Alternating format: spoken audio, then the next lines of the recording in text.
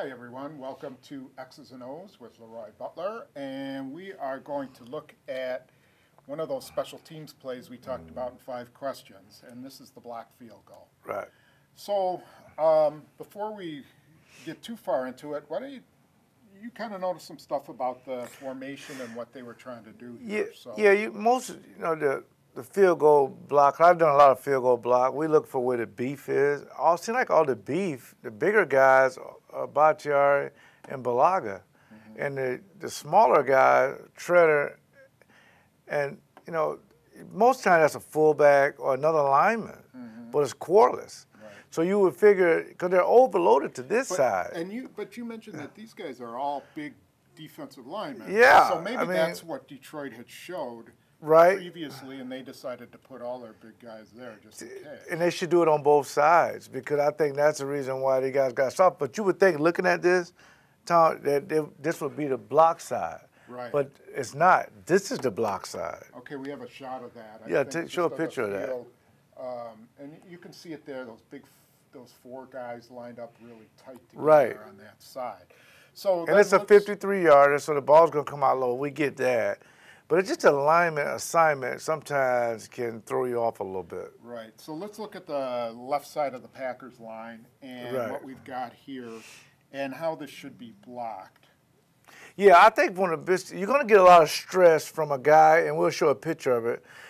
This guy outside hardly ever has enough time to come outside and get in there and take a block. The shortest path is right between Treader and Corliss. That's the shortest path.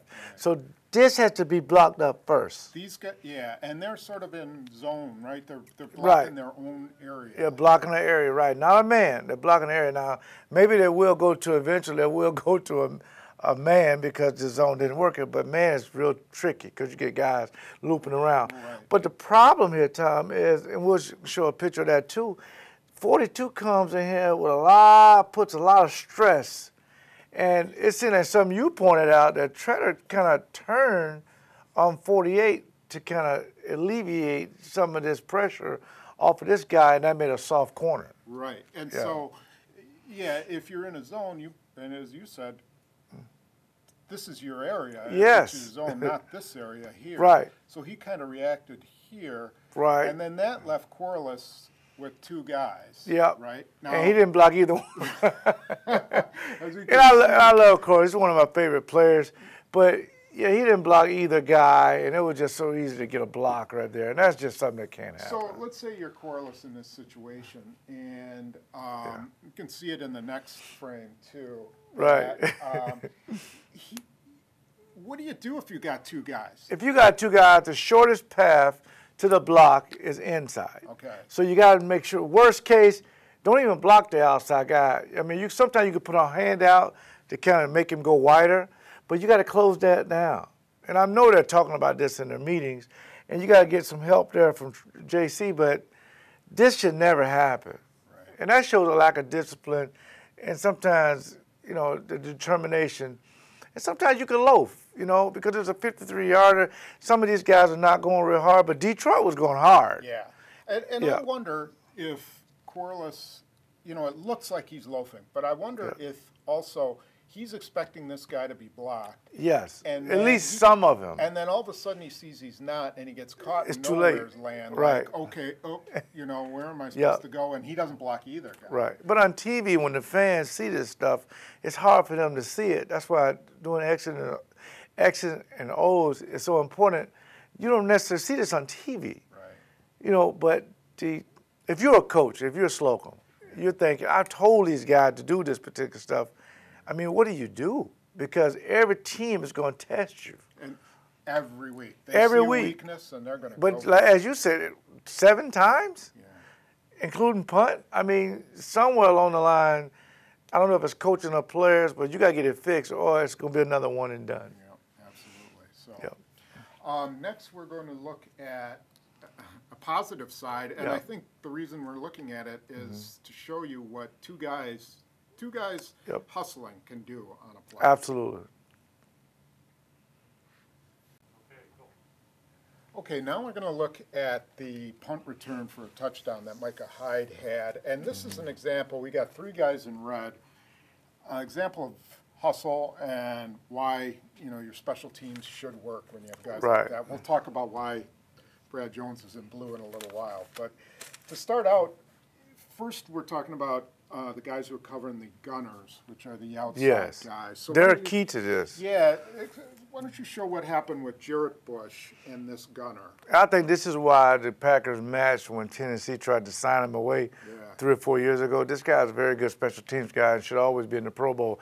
I think for the most part, for most teams, if you can see it, these guys make most of the tackles. I mean, 'cause they usually get these free releases and they run all out of bounds and everything. But once this guy starts trying to avoid Bush, the one thing he does, I mean, really well, he gets in and gets between the guy and Micah Hyde. And he keeps the guy out there. Right. That's hard to do one-on-one. You can see it here in this photo that, okay, so he takes him this direction. Yes. And then the guy tries to come back, and in the next frame Right. you can see the guy's coming back on him, and he's still on his hip. And he's still on him. And I mean, that's a guy working hard. And again, if you're Micah Hyde, you're thinking, if this guy gets in your face, it'll cause you fair catch. There's no return. Right.